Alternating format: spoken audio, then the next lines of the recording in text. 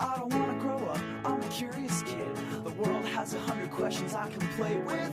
So I'll open my arms and eyes and wonder every day till the day I die. No one really knows why gravity exists. So as you've heard, my background is all over the map. Most of my laboratory work has been in the neurosciences, and particularly looking at how brains develop and how brains have evolved. As a result, this has always been an issue about information. What is information? What is biological information? Why do we say that DNA molecules carry information?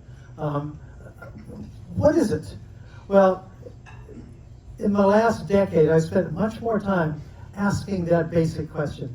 And so, in many respects, I'm out of my element when it comes to talking about the origins of life, which I'll talk about briefly today. It's a huge topic with lots of people doing work in lots of different areas. And I will talk about just a small part of it. Mostly the question about how is it that a molecule can become about other molecules. Now, we have no problem thinking about that in terms of us and language being about things and so on. But the question for the origins of life is that a molecule, something like RNA or DNA, became about what other molecules are doing. Not only about what they're doing, but it regulated what they were doing. It produced them. It played a whole variety of roles. We don't normally think about that as being a problem of the origins of life. We sort of assume, oh, DNA carries the information. It's the secret of life. The real question is, how did it get that property? The stuff on my desk here doesn't have that property. The air doesn't have that property. But everything that life does depends on that kind of a property. And so I want to know how it comes about. The second part of the problem has to do with how difficult this problem is. It's not difficult just because of the chemistry, not just because of the nature of life, but it's difficult to think about. It's actually difficult to understand how it is that a molecule can be about something. For me, it's about something, but the question is, how can it be about something in an organism? So that's the challenge. And the other part of the challenge is that we think we sort of have it figured out, mistakenly, by looking at what we call LUCA.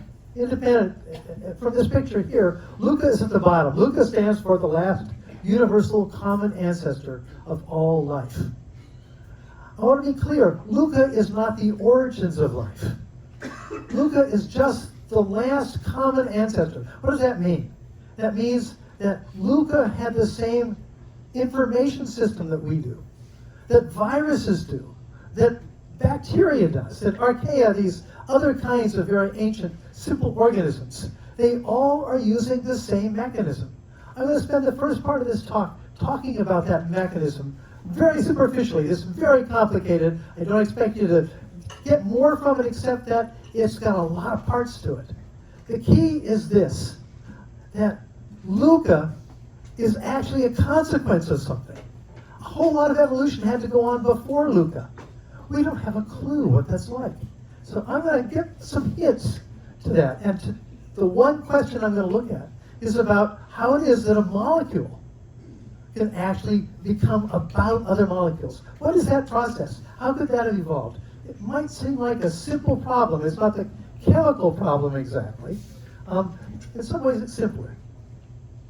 So I'm going to skip the abstract, which you can read online.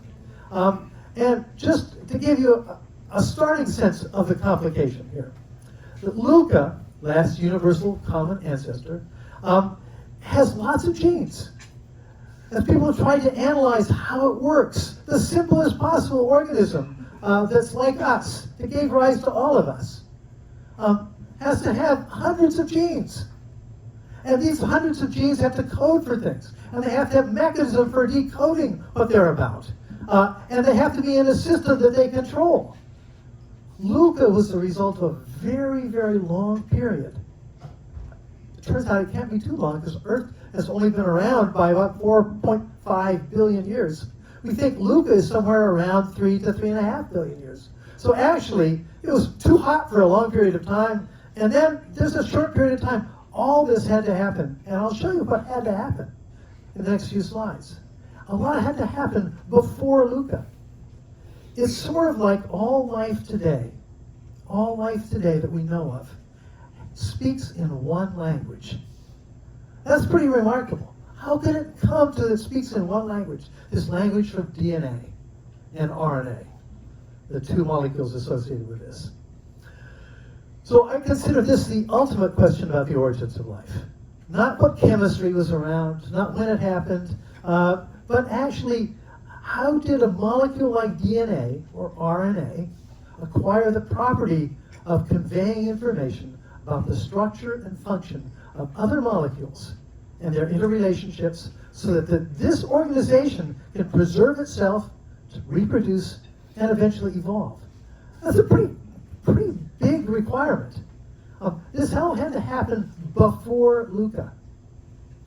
And so let me expand this just a bit. Here's LUCA, right in the middle, the last universal common ancestor.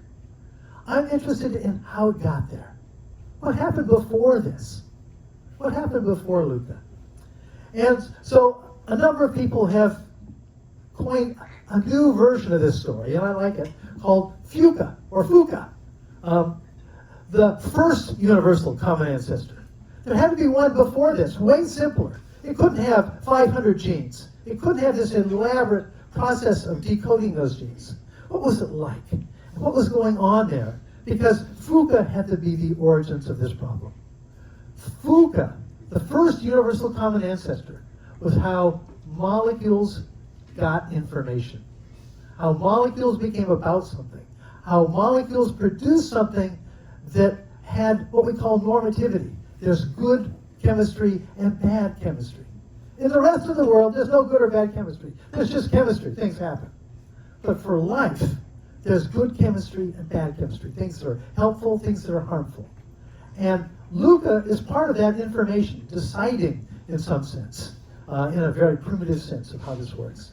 So let me spend the beginning of this talk just sort of laying out the complexity of the problem. And then I'm going to back way up. You don't have to remember all the names and stuff I'm going to show you, but just to give you a sense of the complexity of the problem, of what we know LUCA had to already have. Can I ask a question? Yeah, please. So when you talk about FUCA, would that for you be the first ancestor that you would consider to be biologic? Yes. So FUCA, the first universal common ancestor. Before that were chemistry. Before that, it's just chemistry. After that, it's chemistry about something. That's a big change. In fact, it's philosophically a really difficult question. Could we even make sense of it by looking at the chemistry? That's what I'm trying to suggest here. So first of all life after LUCA had to have the same language, the same DNA language. And here's what we learned back in the 1960s. And before that, but basically by the end of the 1960s. We had most of this figured out. On the right, I show a bunch of amino acids. Each one of these is an amino acid. They make up a protein. A string of these stuck together is what a protein is, usually about 100 to 500 or more. Strung together makes a protein. And each amino acid, the reason they stick together is that they each have a basic end and an acid end. And they tend to stick together. And so this is a nice system because it just sticks together. They tend to stick together pretty easily. It takes a little bit of effort to bring them together in the right organization, but basically the living process strings these together.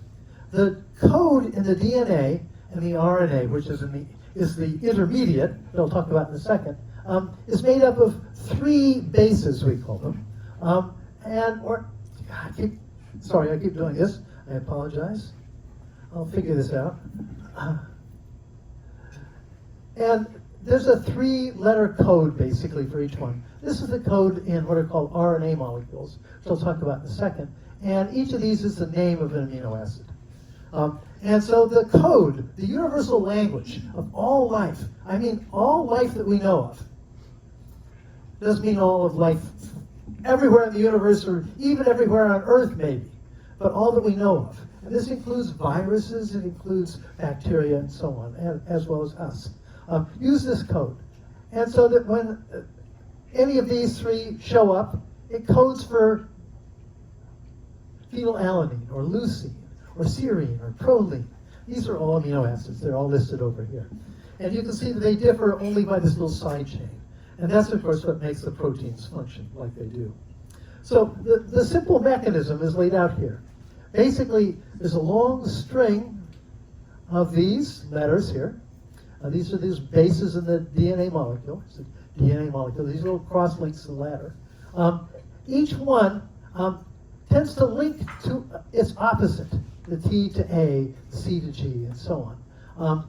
And as a result, another molecule, RNA, takes this code, it sticks to the side of this and translates the code basically down into another series.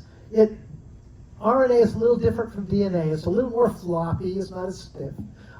And it has one of these bases changed. This one, uracil. So then the code is slightly different, but notice that it's still a code. It still matches all the way down. And so what happens is the DNA code is translated onto a messenger RNA code, also a long string molecule. And this gets attached to another molecule, another RNA molecule. But this RNA molecule is different, and I'll talk about a bunch of these. It's folded up into 3 dimensions. It's not linear in the way that DNA and messenger RNA are. And that's because the cross-links that link these together, now, if there's similar cross-links, mapping cross-links, they hold it together. And so the thing will tend to fold up because of the way it's structured. This will turn out to be a very important part of the story I'm going to tell. One end of it has the opposite set, what we call an anticodon. We call each of these 3 pairs, the triplets, a codon. And there's an anticodon, which means it's just the one that fits and attaches to this. It turns out that there's an anticodon here that attaches to a certain part of the messenger RNA molecule. As a result, it brings a bunch of these together, and they're connected on one end to attach to the messenger RNA code, and on the other end, this little thing here, this is an amino acid. It's attached on here. There are now 20 different versions of how this is attached on here. There's actually over 60 different messenger RNA molecules, T for transfer RNA molecules. But as a result, they come together next to each other, and they bring these amino acids next to each other. And it allows them to get stuck together to make a protein. Now, how is this done? Well, it's done in a really complicated molecular kind of machine. It's not exactly a machine. It's made up of a large number of proteins that are stuck together and lots of different RNA molecules. Interestingly enough, we mostly talk about, so here's that messenger RNA molecule, this stringy one, and this is that folded up one, the transfer RNA molecule. On the end of it right here would be an amino acid. And you can see that they get pulled together, and they clip together, and they bring the amino acids together, and this is the protein that's being produced. And these things work really fast. They produce, each one of these steps will happen in a fraction of a millisecond. This is a very fast process. It's very, very tiny, of course. Here I show sort of the ribbon version of this. And you can see that there's 2 major parts, a little part at the bottom, a little part at the top. The part at the bottom sticks these guys onto the messenger RNA by virtue of that codon-anticodon relationship. So they're aligned in just the right order. And then at the top end, this other part allows it to sort of transfer from one transfer RNA to another to shift over and pass along the amino acid. A pretty complicated system. I should tell you that it's made up of, here we go, dozens of proteins and about 4 or 5, depending on the cell or the type of organism, RNA molecules in here, along with these other RNA molecules. So here's a transfer RNA molecule, and I have a little, you see right on the end of it, there's an amino acid. Here's an amino acid. They gets sucked into the system, and this little loop of messenger RNA sort of gets pulled through kind of like ticker tape in the process. And as one gives up its amino acids, another one is kicked out, and a new one is popped in. And you can see that process over here, sort of cycling around as the protein is enlarging here. It's a little transfer RNA with its amino acid pops on. A little bit of energy is done here. A little bit of work is necessary to do it. Not a lot, it turns out. This is a pretty efficient system. And basically, by dropping a new one in and throwing an old one out in sequence, it builds a protein. Now, one of my favorite videos is coming next. Let's just watch it happen. It comes out of that long string comes out. That's the messenger RNA. In this particular case, it turns itself into a loop, and now you see attaching to it is the small part of the ribosome. That's the decoding part, and it zooms around. Here, you can see it zooming around and spitting out a protein. And then it's done, and it kicks it out. That's it. Back it up again. You can see it one more time. Let's see if I can make it work. There we go. Okay. Now, this is only one way that this happens. It can happen in a bunch of ways, but it basically works effectively the same way each time. You get a little string. Notice it's held in a linear fashion. There goes that's called a ribosome. There it is, running around, and it's decoding the code, it's spitting it out. It's a remarkable little machine in the cell, in every cell. A bacterial cell, a human cell, and RNA and DNA in viruses don't have their own ribosomes. They can't do the work, so they infect cells that have these ribosomes, and they do it. It turns out that the molecules that make up ribosomes make up most of the weight of cells. In each cell, there are probably as many as 1 million ribosomes doing this work at the same time. You can see this is a real big task. Yeah. Given the size of the ribosome in those videos, was the spacing between them about right? It looks largely empty space. Water, I suppose. Largely empty space. Yeah. That's right. Pretty small. Yeah. Now, I should say it's not empty space in terms of water. The space inside of the cell is crammed with molecules. But they're all in a semi-liquid state. And so they're jiggling around and moving around. The problem with an animation is you don't see how wiggly these things are. Proteins are very wiggly. And the ribosome is no surprise in this respect either. So let me back up to this image. So this image over here on the right shows, this is a wiggly thing. It's made up of, and this one about 10 proteins and 3 RNA molecules. The RNA molecules actually form a kind of a skeleton that the proteins fit around in just the right way. It's a really complicated system. I'll talk about how complicated it is because we're not even started at how complicated it is. All this had to be produced before LUCA. Everything that is descended from LUCA has this system in it. Yeah? Where's the energy coming from to drive all of this? The energy, well, in your cell and mine, it comes from mitochondria, and the actual energy, and I think it's shown here in the next image. Yeah, it's carried by another molecule, guanosine triphosphate diphosphate.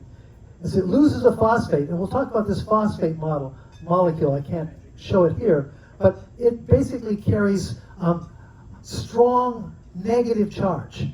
And that's because the phosphate molecule carries oxygens, which are highly negative.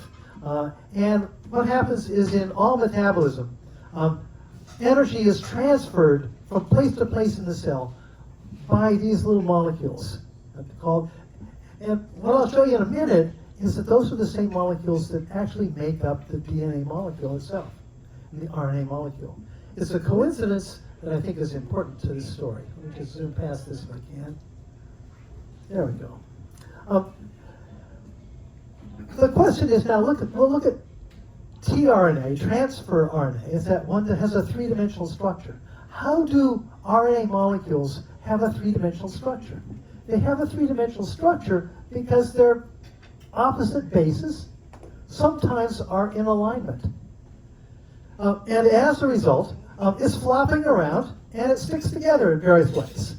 But notice that the nature of this way of sticking together tends to form lines or loops where they don't actually match. It turns out that these can be quite complex. This allows them to interact with proteins and other molecules. RNA molecules, we now know, do a whole lot of work in the cell. A lot more than we thought. I'm only going to talk about a little bit of it. But just keep track of this notion that how it forms a structure has to do with the sequence. And the sequence is just the opposite here. So an opposite side of the same molecule. So here's this one here is two of them stuck together. But if this was connected, it could be a single molecule in which parts of it get stuck together. So here's on the left here is that transfer RNA molecule without the crosslinks, just the structure of it. It's attached to another complicated protein. This is a protein that does something interesting. I mentioned that on this end, this is the anticodon. This is the part that binds by its sequence to the other RNA molecule, the messenger RNA, that's long string. At the other end, it carries an amino acid. This protein does. Proteins are made up of amino acids, but right at the very end of it, it has one amino acid that's sort of loosely attached. And what happens is that it attaches it to the end of the RNA molecule. It's that little amino acid I talked about that gets passed, but this molecule is quite complicated. It's called amino acyl tRNA synthetase, or most people like to abbreviate it as AARS. So here's the problem. There are 20 distinct amino acids in your body and mine, and in most other animals and plants. That means there has to be a transfer RNA molecule that's specific for that. But if you remember back a few slides, it turns out that there are many more possible triplet codes. So there could be multiple tRNA molecules that are different in terms of their code that carry the same amino acid on it. There has to be a specific amino acid associated with a specific part of the code. The question is, how does that happen? Well, it requires this molecule, this AARS molecule. Every single amino acid has to have its own special AARS molecule that attaches the amino acid to this end, so they can do its job. And then this is thrown away, kicked out. Each one of these has a specific gene that produces it. This molecule recognizes the anticodon and recognizes the slight difference in shape of each transfer RNA molecule. So this pairing of now roughly 60 transfer RNA molecules and nearly as many AARS molecules has to already have been developed. It's there already. The complicated mechanism, not even as complicated as the ribosome, but still we're talking about an incredible complication. This picture over on the right shows how this process happens. Here's the amino acid. Here's that AARS molecule. And what happens is, again, it takes a little energy. Here's one of those little molecules, a nucleotide we call it, ATP. And its energy is used to stick that onto the end of the protein and then allow to use that energy to stick it on the end of the RNA molecule. So here's the little anticodon, the triplet part that recognizes the code. And here's the other end. And basically it's this process for each transfer RNA molecule. And there are, as I said, surrounding, we didn't see that in the animation, but actually surrounding the ribosome, there's a whole bunch of them. All these different kinds of them for each of the ones. And they come into the right point, they get stuck in there, and they get kicked out, and they get stuck in, get kicked out. The protein was produced by this complicated process. And before that happens, before it even gets in the ribosome, it had to be charged up with an amino acid. All this has to happen. It's going to get more complicated, I'm sorry. So now let's look inside the ribosome. I said there's two parts. There's a small part and a large part, made up of a lot of proteins. But inside of each one of them, a kind of skeleton that allows things to fit together, there's a really complicated RNA molecule. Here it is, in the small one and in the large one. Now, the parts that look like they produce a branch, that's where all the bases line up and get stuck together. Its shape is a result of this particular chemical organization. So it's a long single molecule. Actually, this one has a couple of small ones that attach to it. You can see some of them that attach a little bit later on. The one in the large part. And it turns out that right around here, you can see it over here, right in the center of this, is a part of it that plays a critical role in transferring one amino acid onto a string of other amino acids. You need the RNA molecule to do that. But notice how complicated this thing is. These guys also have in your genome dozens and dozens, and in some cases hundreds of copies. Why? Because it's got to produce a lot of it. So you might as well have just a whole bunch of the copies of the gene next to each other and just pump them out, lots of them. Same is true with each of these other molecules I talked about. As a result, we see that this molecule, this RNA molecule, gets generated but doesn't become a messenger RNA. It just sort of gets popped out and stuck together. You can see it gets put together. You can see it, and then it folds and sticks together, folding into the right shape. And once it's folded into that shape, it's got the right sort of configuration for proteins to attach in just the right way so they can do all this work. Now, again, all of this, remember, all of this happened before LUCA. All of this happened before the one ancestor of all things that are alive today.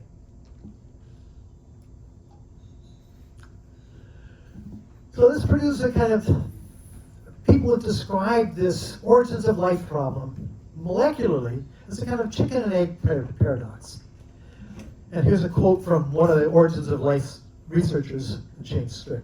He says, if metabolism is dominated mostly by proteins, proteins are doing most of the work in your cells, but is a prerequisite for the functioning of nucleic acid information molecules. All the processes of decoding that information off the DNA onto the RNA, taking the transfer RNA molecule and doing the work of producing proteins, all of this requires proteins. RNA and DNA require proteins to produce them, to copy them, and proteins require RNA and DNA to produce them. So that's the chicken and egg paradox. How can a system, he says, like our current living cell, even the simplest prokaryote, that's a bacterium, with each of these two parts totally dependent upon one another, ever have evolved in the first place? So now, I've really simplified the story when I say this. Remember, we're not talking about just one or two. We're talking about dozens in precise interaction with each other. This is a really complicated problem. The problem of how to get to LUCA is an incredibly complicated problem. From my perspective, it's an evolutionarily much more complicated problem than even going from LUCA to us in 3 billion years. But this had to happen in a much shorter period of time. That's why it's a mystery. And it's why most people don't want to talk about it. Origins of life. Let me talk about a couple of the standard origins of life theories before I move on. The first, I think, real attempt to do this, shown here on the left, by a guy named Tibor Ganti in Hungary. And he said that in order for even simple life to exist, it's got to have 3 parts and they have to all be interconnected. I just talked about a little piece of it. But he said, no, there's got to be a metabolic cycle that produces energy and allows you to produce energy to produce new stuff like new proteins. You've got to have an information processing system. We talked about that a little bit. And then you've got to have a container. And they each have to produce the container. They each have to produce each other. That's the chicken and egg problem. But when people looked at this, they went, oh, whoa, this is really complicated. How could this ever have happened spontaneously? So I'm sure that intelligent design folks have looked at this and, oh boy, this is great. Too complicated, it can't happen by evolution. So what's happened in the years since is that people have focused on a sort of a simpler starting point. Maybe it started with RNA. call this the replication first theory. Or maybe it started with metabolism. This was what was first. Or maybe it started with the compartmentalization, the cell membrane, containment. The issue is that, of course, now you have to say, well, then what got added to it? Which one was added next? And then how did it ever become so synergistically organized? And how did all of these parts interact? These force us to make a kind of additive story. Start with A, add B, add C, add all these, shake it up, and you get life. The problem is the shaking up part we just don't understand. Okay. So the currently most popular theory is called RNA-World. RNA-World was discovered back in the late 60s and early 70s. It's a hypothesis for three things. RNA molecules are capable of being templates to produce themselves. Like DNA, you can line them up because it sticks to itself. You can also line up a single one and stick another set to it and replicate. RNA can be replicated, can be copied. RNA can catalyze other chemical reactions. In fact, inside the ribosome, those complicated RNA molecules I showed you are actually catalysts. They're making things happen easier. They need proteins to help. Proteins are catalysts that are 1,000 or more times more powerful than RNA catalysts. But RNA can do a little catalysis. And it turns out that to some extent, RNA molecules interact with proteins in complicated ways. We just showed some of them. But the other thing is that people began to find out if RNA is a catalyst, capable of catalytic activity, couldn't RNA molecules also help build other RNA molecules? It's a catalyst. Now, in your body and my body and all living bodies that we know of, it's proteins that are doing all of this work, doing all the catalytic work, with RNA doing a little bit, as I just showed you. But it turns out that if it could do it, then RNA itself might have the capacity to both copy itself and do the copying process. How it can do that has never been shown. We have shown that the RNA molecules can cut other RNA molecules at some point. That's an interesting issue. They don't put them together very well, but it's possible. But there's at least possibility. And so from the 1970s on, the RNA-World theory got developed, and people pursued this, trying to figure out how RNA could start life. But here's the problem. RNA, as a molecule that just does stuff, isn't information about anything. It's just a molecule that gets itself copied. Is getting yourself copied enough? I'm going to suggest it's not, and I'll tell you why in a few minutes. There's some other caveats, some problems. It turns out that before life, it's almost impossible, if not impossible, to create not even RNA molecule, but even simple nucleotides, those parts that get stuck together. Really difficult. We're now thinking that it only can happen if you've got really powerful catalysts, like proteins. That's a problem. Well, it turns out that also, to synthesize this, proteins do a good job. Proteins are terrific. But it turns out that amino acids and peptides, the short chunks of proteins, can be produced outside of life. We found this, we've known this now for half a century almost, that you can produce all these molecules. So it's tough to get started with RNA, easy to get started with proteins. Where do they come from? You know, if RNA is needed to make proteins and proteins need to make RNA, we're back where we started again. So let's talk about the RNA-World hypothesis just briefly here. Here's the RNA-World. RNA is assembling itself, new bases attached to the sequence, and they become a long sequence. So you can replicate itself. And then the idea is that, to some extent, maybe what can happen is it can be contained inside a container. Now notice we've done this two-step process. Information, replication, and now contain it. Put those together. Does that solve it? Well, then you get, somehow DNA comes out of this. We'll talk about this in a minute. And then maybe it can now start doing metabolism. You're supposed to be a little ribosome doing this. There's a lot of magic between these jumps. But these are the problems. We have to get from some starting point to LUCA. How do we do that? Well, it turns out that in the last decade or so, people have begun to realize that's really hard. Maybe it's got to start with not just RNA to get to here, but maybe RNA plus little proto-proteins, little pieces of proteins to get started. Maybe put them together and that'll work. Of course, it still doesn't explain anything, it's just putting them together. How is it that the RNA means anything, is useful for anything? So let me come back to where we started. None of the current scenarios about the origins of life actually even deal with the question of information. They assume that RNA is information because it is now. The question is, how did it get that property? Replication, being copied. Richard Dawkins, the evolutionary biologist, has been very famous, also a great popularizer of evolutionary theory, has argued that life begins by just copying things, by molecules that copy. He calls them replicators. Well, RNA is a kind of replicator in that sense. The question is, what's it about when it copies itself? It's just like any other chemical reaction, produces lots more of a certain chemical. That's what it's doing. That notion of information is sort of assuming what it does now and then looking back and saying, well, it must have had information. I want to get at the question of how could it have gotten that information? That's going to take us all the way back. So this is a difficult part. I'm going to go quickly through it because I'm going to argue that LUCA, the first universal common ancestor, didn't have any RNA or DNA. It was only made up of proteins or chunks of proteins, and that it was more like a virus than a cell. Everybody today in these current theories thinks that life had to begin as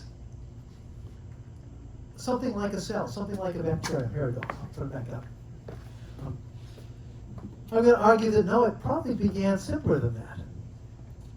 It shouldn't surprise us that viruses might be the place to look, because it's the one area of life where we're not sure whether viruses are alive or not. Maybe that's the best place to look for a dividing line, a part of the living system that we're not quite sure is alive. Viruses don't have any metabolism. Viruses don't make anything themselves. They're purely parasites. I want to talk about the possibility of a non-parasitic virus. How would a non-parasitic virus be like? I have a little diagram here of the chemical process that's involved. It's a set of catalytic reactions where two molecules become the substrates, and this is a little catalytic reaction that takes these and turns it into molecule C. Molecule C is a catalyst that turns these two molecules into F. And a side product that I call G here.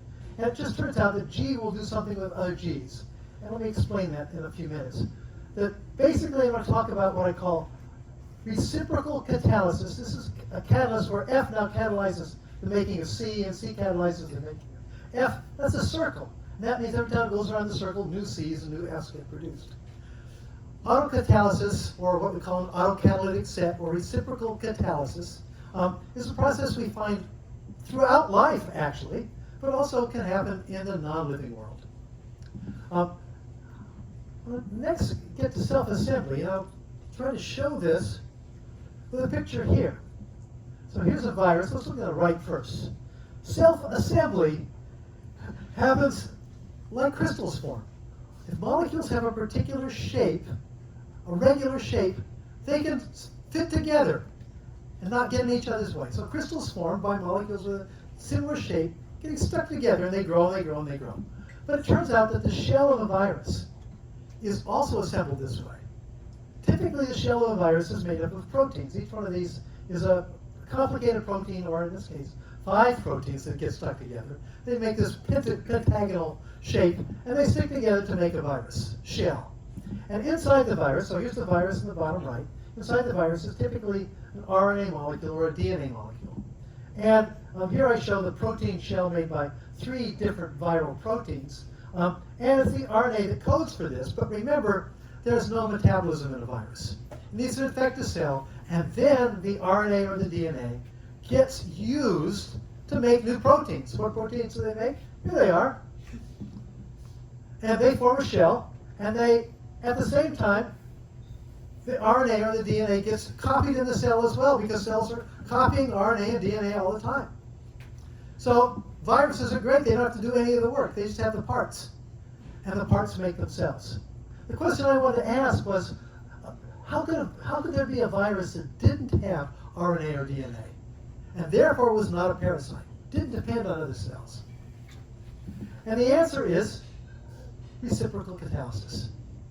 Why? Because reciprocal catalysis, once this interacts with this molecule and breaks it up and makes this molecule, and this molecule interacts with this one and makes this one can now then react here. And so what happens is, with reciprocal catalysis, A makes B, makes another A, but the first A is still there, makes another B, that B is still there. Every time it goes around the circle, it's making more and more and more. It's producing stuff.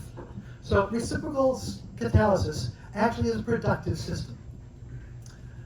What I'm going to show you is that these two processes work together. If this was the process of producing more molecules like this, they can enclose the very process that's doing this. That's what I show here. The little reddish guys are these little molecules that are doing catalysis, and the blue things that get produced get put together by this process, become the shell that encloses them.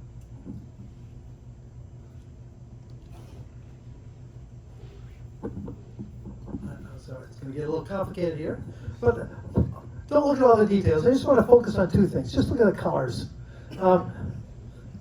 Self-assembly. That's the virus putting its shell together. Just falls together because the molecules tend to stick together in a regular way.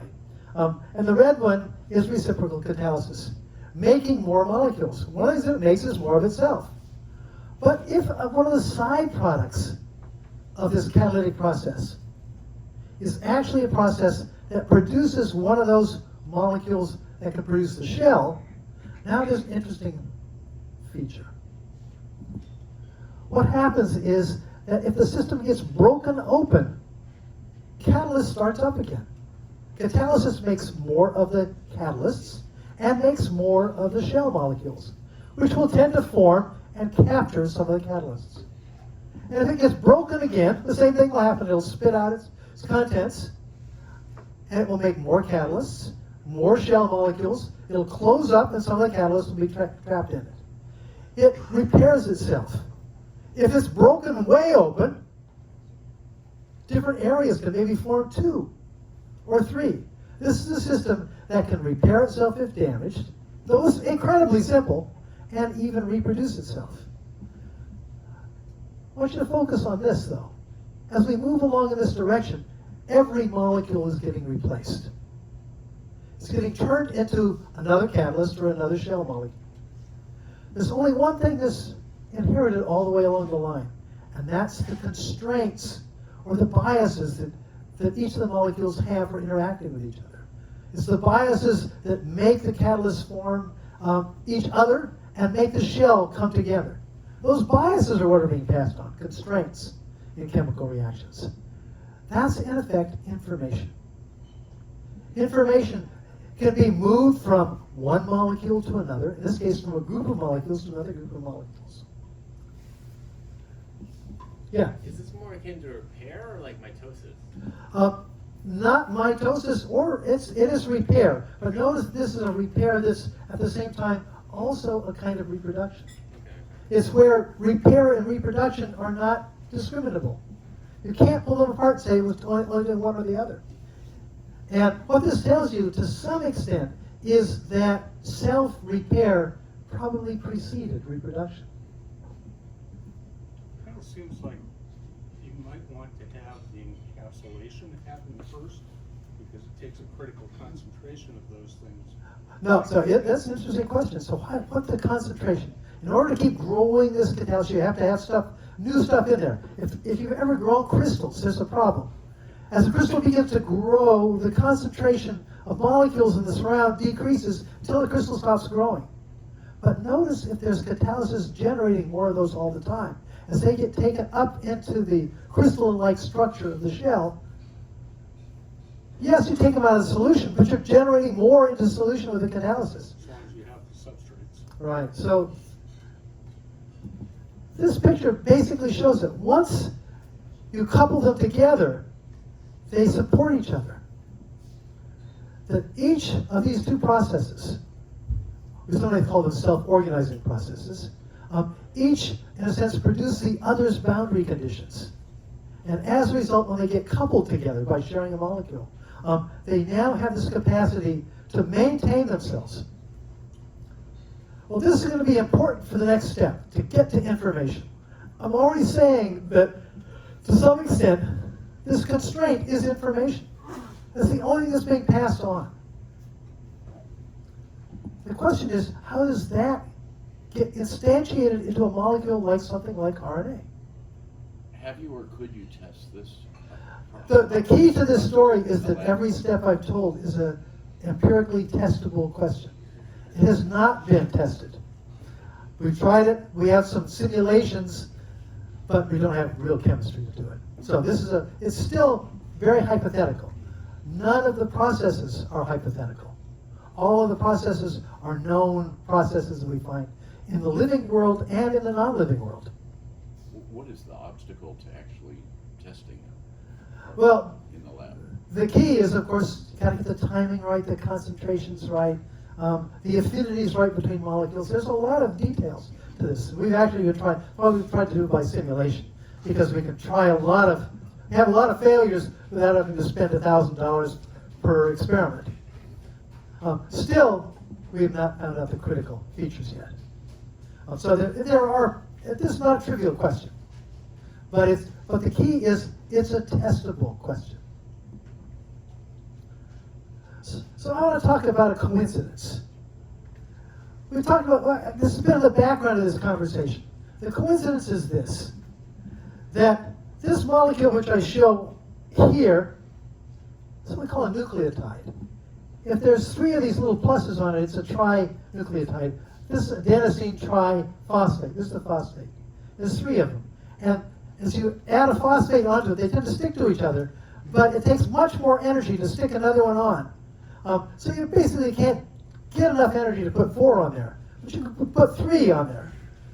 The key is that there's something nice about this molecule. It's got a sugar, this little blue thing in the middle is a sugar molecule. This is ribose, or deoxyribose. And this is a base. It basically has a slight charge, but it's relatively neutral. It turns out to tend to stick to proteins pretty easily, but doesn't exactly stick its noisy, energetic end on the protein. And as a result, when it's close to the protein, oftentimes the energy of getting rid of this is easier, and it transfers a little energy to the protein. Oftentimes changes its structure a little bit because it's a little more energetic, and then it can do things like catalysis. In fact, most of the catalytic activity of proteins in the body is generated by this kind of little energetic switch. ATP, GTP, a bunch of other related molecules ferry energy around in the cell. So here's the coincidence. The nucleotides, that's what this is, are used for energy transfer everywhere in life. This is how energy gets transferred around. But the coincidence is this. If they get polymerized, linked together in long chains, here you see 2 of them stuck together. The phosphate now gets stuck to another phosphate. The energetic part is no longer a problem. There's no lot of energy here, a little bit of negative charge on the outside, and that's about it. And it turns out polymerization is where these units get stuck together in long chains. RNA and DNA are polymers. Proteins are polymers. The carbohydrates that we eat are polymers. Similar molecules, in that case sugar molecules, stuck together in chains. Well, it turns out that nucleotides do this as well. But here's the real issue. You don't always want to have your nucleotides carrying a lot of energy, especially when you're in a sort of quiescent stage. You're not doing anything.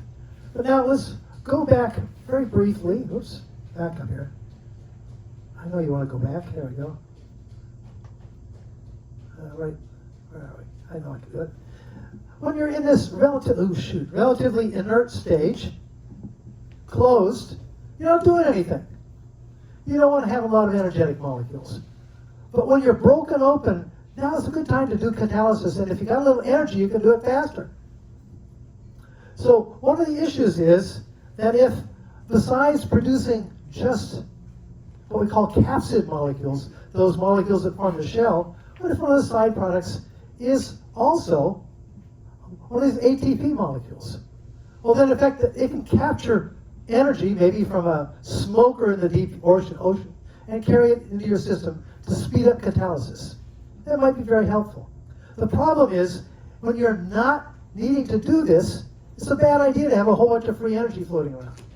One way to keep that from happening is to create a storage device. Linking nucleotides together, they're all kept there, they're all capable of now, if the thing gets broken open, capturing new energy. But if, in a long chain, it's just a kind of like a battery, a storage device. You're storing the energy for use later. The nice thing about it is that when something is enclosed and has lost most of its water, polymerization happens pretty fast.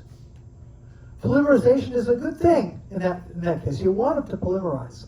Have long strings of nucleotides. That's the nucleic acid like RNA or DNA.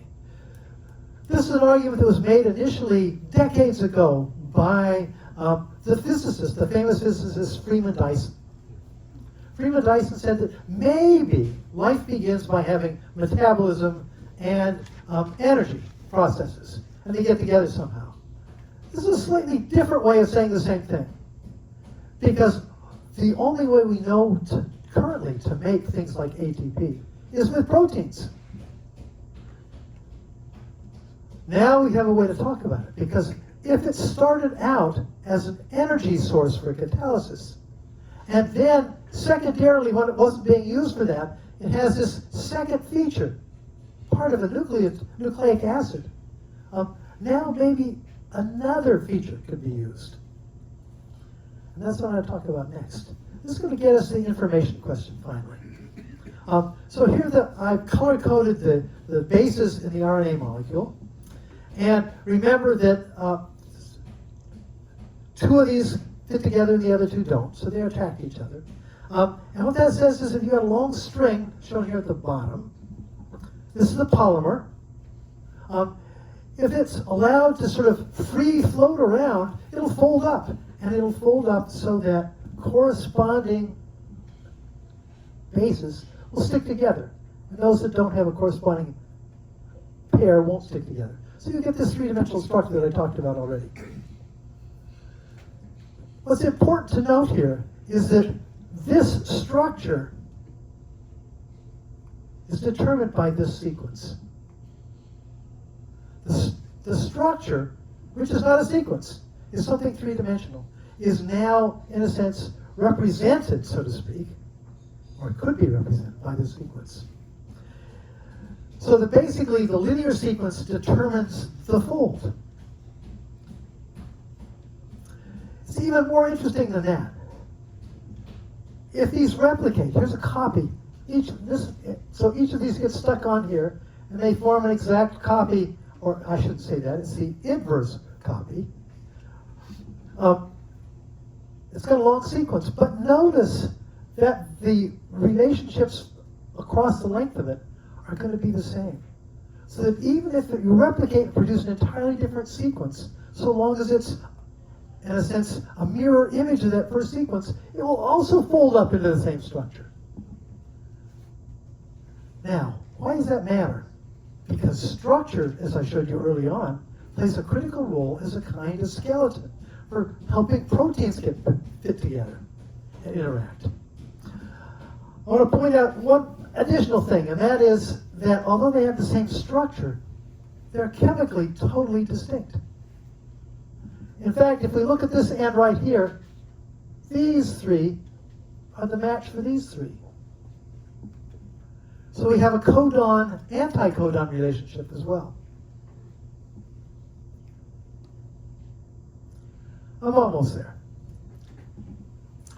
So, turns out that RNA molecules, because of their shape, create great shapes for protein molecules to attach. And that means a fairly large RNA molecule, like the ones I showed in the ribosome, will allow multiple proteins to be attached in a certain order. Some closer than others, some farther apart than others. Those that are close together are more likely to interact. The RNA molecule is, as I said before, a weak catalyst. And what it can do is to help proteins interact with each other and catalyze each other.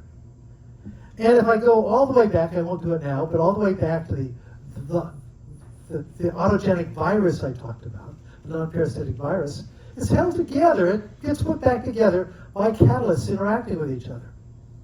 If catalysts interact with each other in just the right way, they can produce this structure. But how does it get to be just the right way? And that is that if you've got a template like this RNA molecule here, I made it linear, but it's not linear, it's three-dimensional. It means that certain catalysts are going to be close by, and other catalysts are going to be far apart. These are more likely to interact. These are less likely to interact. But if I have lots of catalysts, here's the problem. If I have lots of molecules in the same liquid, they're going to interact in all possible ways. So all these dashed lines over here are going to be all the possible ways they're going to interact. Most of them are lousy. The system is not going to work. So what has to happen is you have to constrain who interacts with who. How do you do that? This way. Simply binding them to something that says some things are more likely to interact, other things are not likely to.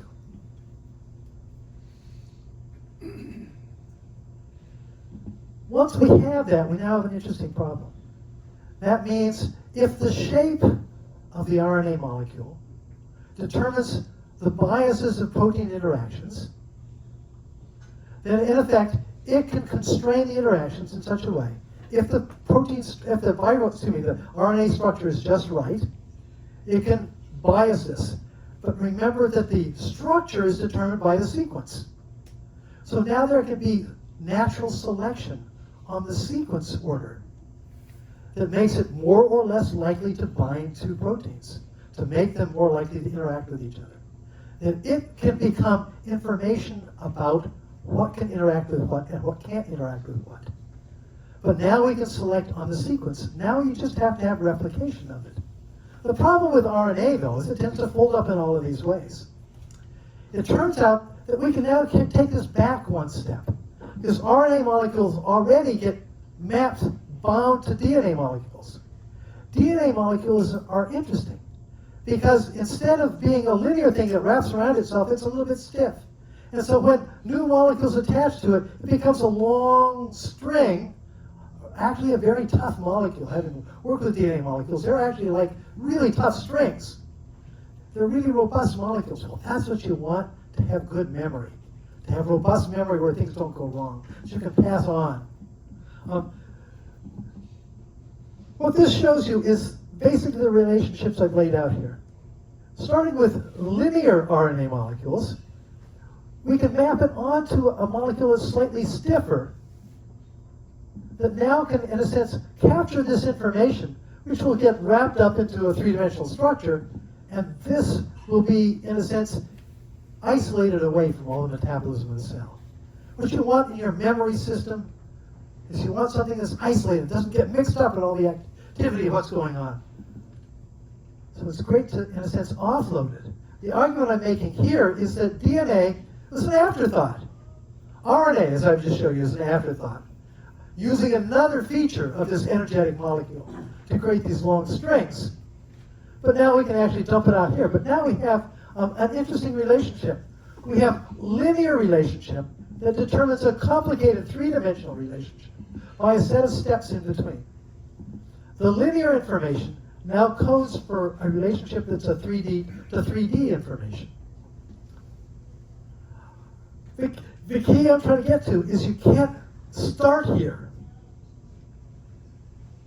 In effect, RNA and DNA are latecomers.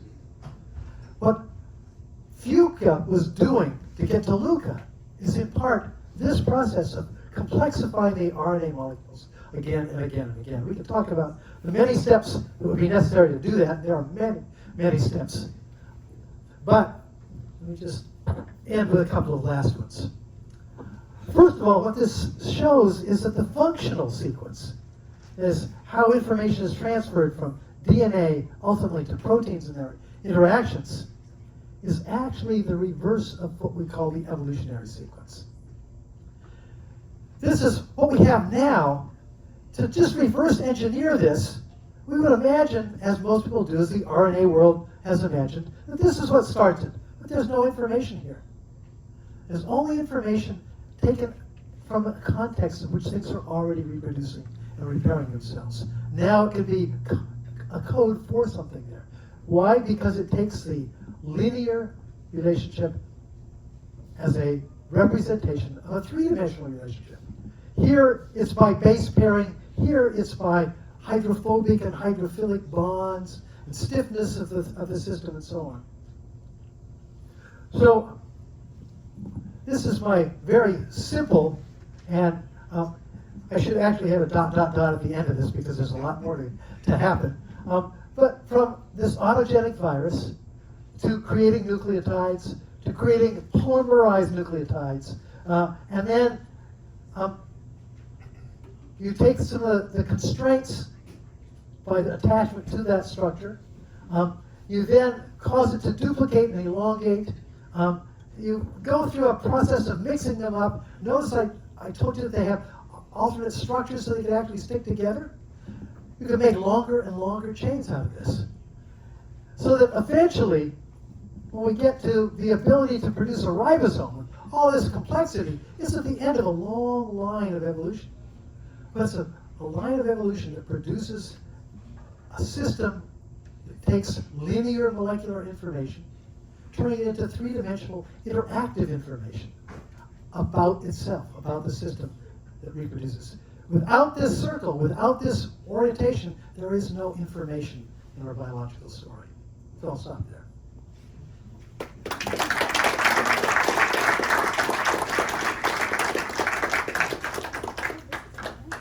So I'm certainly open for questions. Last August, here at Hot Monk, a Wonderfest speaker named Dan Wertheimer talked about the search for extraterrestrial intelligence. And my understanding is that astrobiologists in general, even the SETI type, talk about the very rapid origin of life on Earth. That is, they like to say, I think, that almost as soon as the Earth cooled enough for it to possibly give rise to this, to support this kind of chemistry, it did. It did give rise to that. Is that true, and does that surprise you? It's surprising. It's surprising because we don't think that evolution works that fast. And to produce a system as complicated as LUCA, to happen in, remember from LUCA to now, we're talking about maybe 3 billion years, maybe 3.5 billion years. The Earth was formed and was way too hot for anything to happen 4.5 billion years ago. 500 million years to cool a little bit. And it's 4 billion years. It's only 500 million years, only 500 million years between FUCA and LUCA, if that's true. A short period of time. How could this have happened in a short period of time? And what that tells us, it had to be a different kind of evolutionary process at work. You should remember, those of you, if any of you were here the last time I was here talking, I was talking about a different kind of evolution than Darwinian evolution, what I called inverse Darwinism. Is actually the process that produces these kinds of synergies. Evolution, as we think about it, is mostly a subtractive process. You've got a bunch of things produced, and then you subtract out the ones that don't work. That's what Darwin realized. And he was right, of course. It's a brilliant insight. The question is, where's all that other stuff come from that gets subtracted from? You've got to have an additive process. And that additive process, the question is, does it just allow you to select one and throw out the rest? Or actually having a bunch of stuff out there, are you now able to sample the synergies, the relationships between them? That's the problem. We have to figure out how this kind of a process can be generated in a process that doesn't look like Darwinian evolution. That's why it might be faster. But interestingly enough, when it hit LUCA, the single language of life, no new processes like this took place. Could it have happened in 500 million years? That's an incredibly rapid period of time for this simple process. Simple. Don't you have to assume that the mutation rate would be very fast? Well, early on? again, this is not about mutations in the same sense either. Well, This is about, in a sense, duplication. fidelity wouldn't be very high. That's right. Fidelity may not be high, but maybe you don't want fidelity high. If you're going to sample lots of possibilities, Then you yes. have a lot of opportunity Yes, for right. evolution to happen. Right. So there's a big question, way back there. Stella. If there wasn't much time before LUCA, how likely is it that life came from another planet and caused an asteroid? So I didn't hear all of it, but I'll see if I can repeat it and you can stop me and correct me, okay? You're asking if there's not a lot of time, maybe could life have come from somewhere else, already had a start, and to come here? I don't think it's crazy. I actually, this is a long story, a different story than this. I think actually the building blocks and maybe the first autogenic virus-like structures came from the outer planets in our own solar system. Not as we think about it, but actually as a result of hydrogen cyanide polymers.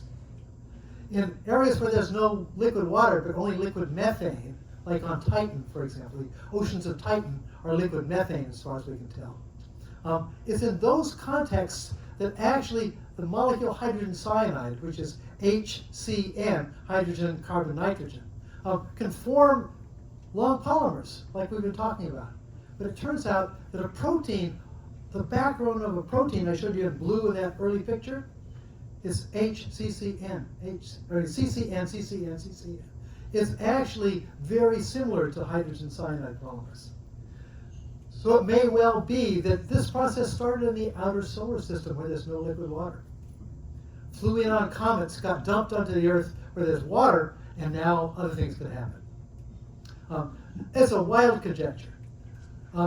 Interestingly enough, it came from somebody who worked on the original what's called Miller-Urey experiment.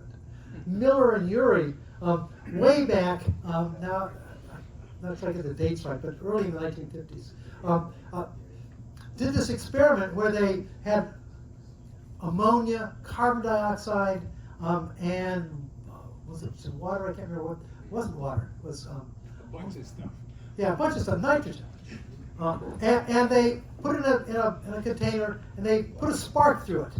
And it turns out that they produced a little water in the bottom of the vessel, and in it was some dissolved amino acids. Proline and leucine were two of them, two of the standard amino acids. Amino acids can be produced from completely non-biological sources. But it turns out that one of the experimenters working with them, a guy named Clifford Matthews, was asked to look at this process and say, what is this goop, this black-brown sludge that's on the top of the container? Where down in the water you got amino acids. It looks like a kind of a, like a tar. It was black and brownish. He analyzed it for years and realized that most of it was hydrogen cyanide polymers. And his guess, nobody's been able to prove it yet, was that what was actually happening is a small fraction of the hydrogen cyanide polymers broke off as amino acids. And that amino acids are actually started out as a large polymer to begin with, but not one that we find common on Earth, but find it on the outer planets. And if there's water, it could actually break it down.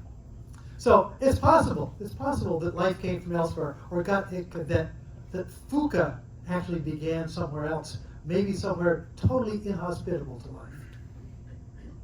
Yeah. So the theory from FUCA to LUCA is there's a theory why we can't go the other direction. Well, we can't go back. Why we can't go back, or why we don't see evidence of FUCA today, or we're just not looking in the right place. Well, there's a couple of stories here. Why don't we find FUCA? That's the first question. And why don't we find what I call autogenic viruses? They're possible, but notice that they use the same kinds of materials that life does. But they're very, very slow, sluggish. They only reproduce when they're broken. And like a virus, they're in some respects fairly robust.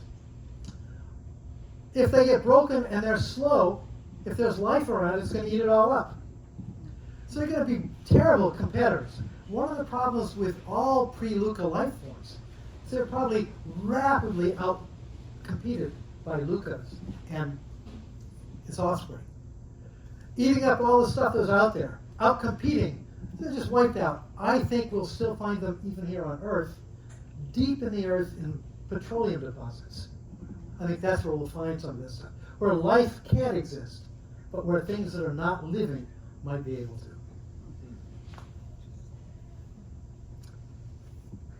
So you talk about entropy in several places, so I'm thinking informatics, Shannon, things that are less predictable, blah blah blah. So when these you're using the term a lot here, I don't know whether it's a term of art in biophysics or whatever, but that seems like more to do with the process of, okay, so this thing is only reproducing when it explodes, right? When it breaks, right? And that creates the randomness, right? That creates the unpredictability. That in some ways. Well, it doesn't just produce unpredictability. It actually exposes the biases that were locked up in an inactive shell. Okay. The biases of interaction, the catalysis, why? Because it uses up all of its raw materials inside of the shell, and it basically stops. The only time it can start is if it's actually broken. It's a strange kind of life-like process. When it's only losing its life, it comes back to life. But otherwise, it's just like like an inert spore of some kind, not doing anything. So now, your deeper question, which I think is quite important here, and I haven't spent any time on it, has to do with the second law of thermodynamics. The fact that things tend to break down when you leave them alone. Life has, of course, beat the second law for well over 3 billion years. How has it done so? It's done so because of information. It's a kind of a ratchet effect. If you've got something that has the information that can be put back together again, but not lose that information, that bias is remembered. And if that bias can set the process going again, the process of putting it together is an entropy-producing process. It still requires work, chemical work, to happen. That work will happen in the catalysis. The catalysis actually has to be driven by an energy process. In other words, every catalytic reaction is not a reaction that can't happen. All catalytic reactions have a probability of occurring. The catalyst only makes it much, much more probable. The way I like to tell students is, think of somebody who's a matchmaker. They're the catalysts. They bring two people together that they bump into each other once in a while in the city, but hardly ever see each other. But we invite them to dinner, and they're in the same place, and they have to talk to each other and find out that they have stuff in common, and now maybe they'll get hooked up. Yay! So that's the catalyst, it's a human catalyst. And what I've been talking about is catalytic reactions. But catalytic reactions have to have the potential to happen anyway. The matchmaker doesn't force them together. The matchmaker simply makes it more likely. All catalysts work that way. But they can make things that are incredibly unlikely to be almost indisputably possible. So think about life. All the chemistry in our bodies is incredibly unlikely chemistry. What's happened is that this process has been like a ratchet. It's sort of captured and not allowed it to go away. Captured it and build it and build it and build it. So that even though we're constantly suffering from the second law of thermodynamics, we have to continually eat and breathe to keep up with it. Nevertheless, that's been going on in an unbroken series since life began on the Earth. You made brief mention or referral to the degeneracy in the genetic code. Yeah. And we all take that for granted, like that's the way it is now. But I'm just wondering, are there speculative ideas? Yes. As to how and where that degeneracy arose? Let me see if I can go back to that picture so you Could can it see be it. related to this idea of multiple molecules that are so diverse And being subject to chemical evolution, a lot of them don't work, but only a few of them do. Are they related in some way, and how? But I mean, largely must be speculative. So here's the degeneracy you're talking about. That you look at the code, the black letters. Why is it that way? Well, first of all, there's only 20 amino acids, but there's 64 possible triplets. So if there's only 20 now, one of the questions is why is there only 20 amino acids? In fact, one of the arguments that's been made is, in fact, maybe the only real amino acids that were around early on are just those few that are highly redundant. So where you have lots of different code elements, where you have some of these are turn around so I can see what I'm doing here. So valine, alanine, threonine, proline, leucine. These all have, there's a lot of different codes that stand for it. So it's a very redundant system. Those are likely to be the early ones. Most people think those are the earlier ones. And those that are very, very small, like tyrosine up here, only have a couple of them, and very close to what we call stop codons. These say, stop decoding. Throw the RNA molecule off. There's actually it's a little signal that says, this is the end. Stop. So it's no wonder there's only a couple of them like that. You wouldn't want to have too many of those. But so there's a theory that they had to come this way, that they had to have those that were maybe only 3 or 4 amino acids were in the beginning. So another way to talk about the series of steps after what I've introduced here is that one of the things that has to happen is you got to also build up the complexity. The question is, how does that complexity build up, and how did it build up so fast? So the follow-up is that the degenerate codons for each amino acid, some of you say may be a residue from the selection. Well, yeah. So yeah, what I'm actually suggesting is that a code like this was probably maybe 8 codes for the same thing. Some of these amino acids are very similar to each other, proline and leucine, for example. And as a result of that similarity, it may well be that there was an amino acid that had 8 codons that stood for it. The system could have been much simpler. It complexified to 20 amino acids by LUCA. And at that point, it stopped complexifying. But each of the degenerate codons for an amino acid, are they reflected in the abundance of the specific tRNAs that are associated with each codon? Yes, yes. So there's a vast difference.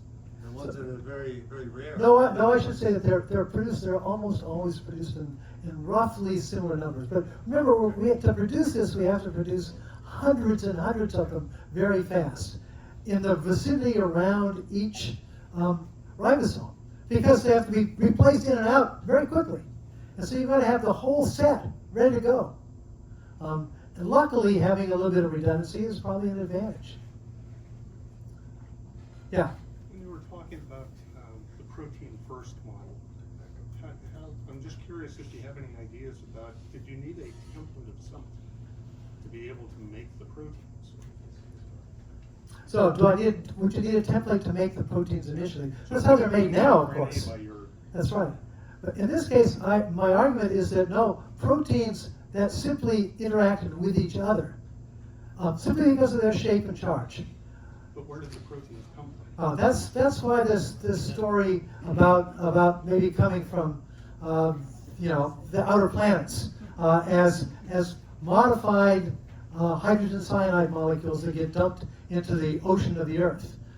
In a context where they were built where there's no liquid water, and suddenly dropped into these inner planets by comets and other debris during bombardment phases, that maybe allowed this to happen. So that and this is one of the challenges for this story, where if this is a protein first molecule story, I mean, where do the proteins come from? They got to come from somewhere. Now, what we do know is that spontaneously amino acids can form. The problem with the Miller-Urey experiment, peptides are not formed, where you stick them together. In fact, water does just the reverse. As we know, we put things in water and we dissolve them. Proteins tend to fall apart in water.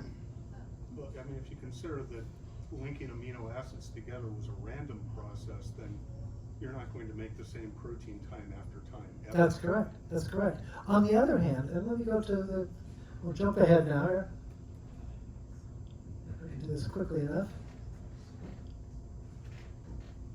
I know you want to see this story again, don't you? I like that one. Yeah. So the Stanley Miller experiments did not have linked amino acids? No, just single amino acids. Just individual. Yeah, but they were amino acids. Yeah. Without peptide. So that's been the problem. How do you put them together? The argument I'm making is it starts out together. And you modify a hydrogen cyanide polymer. In water, the side chains get dissolved off, and eventually you get the chain, which is the CCN chain. The argument then is that if you've got a system of reciprocal catalysis, there'll be the same one will be made again and again and again. So reciprocal catalysis is also like a reproductive process. It's just doing it again and again. It's because of the loop of causality here. So it's making more and more. So if you've got, once you get a reciprocal catalysis set up, it can now do that. The question is, how does the reciprocal catalysis form in the first place? I can see how that would work for instance, small molecules, chemical reaction. And it's been shown many Get my times. head around a big protein, how it does that. Right. And it may have started with small molecules. It doesn't have to be big molecules. There's a question on the back. Way in the back. Is anybody developing experiments for this? Not now. I've tried to get people to do it. I don't have the equipment to do it, never have. Being a neuroscientist, it's just not my area. So it's, I've proposed it, and I'm hoping that people will take me up on it. My suspicion is that it may be easier done once we find one. Sucking up, so I suggested I had a colleague down in Texas who was interested in self-assembly processes in cells. And I said, well, look, you're down there where everybody's sucking up all of this oil, lots of organic molecules in a place where we're not going to find more living things. Maybe you'll find some autogenic viral-like particles. The question is, how would you look for them? What would be the sign you look for? Obviously, you're not going to look for RNA or DNA. You're not going to look for things that are alive.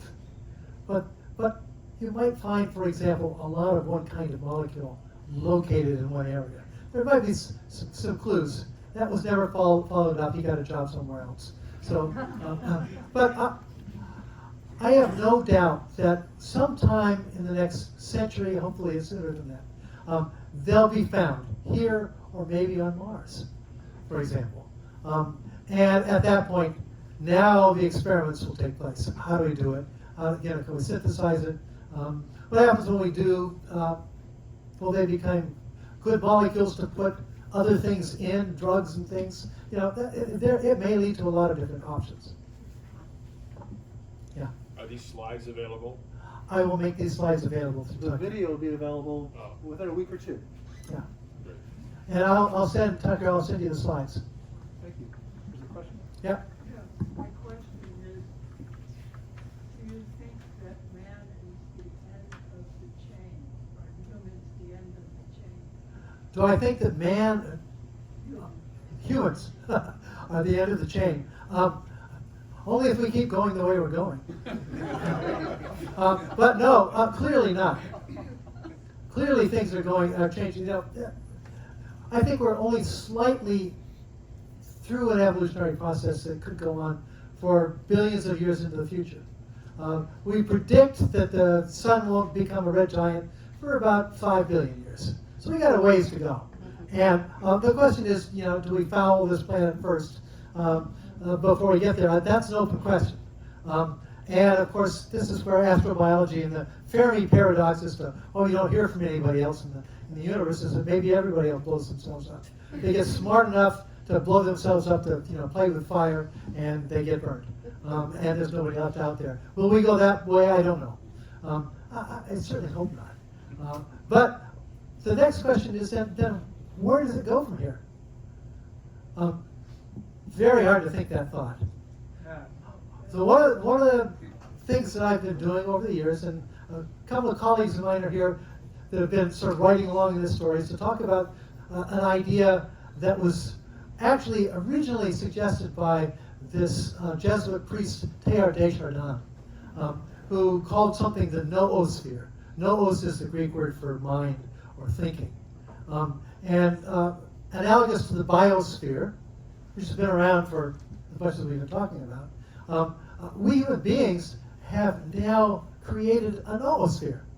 That is, by our ability to communicate and share information, and to share intentions and ideas and dreams and predictions of the future, the Earth has a noosphere. The question is, will the noosphere evolve? Will it become more complex? That's a possible next step. I really don't have a good clue on this one. But do I think that we're the end of it? I think that we're at a dangerous point. Who knows? Thank you.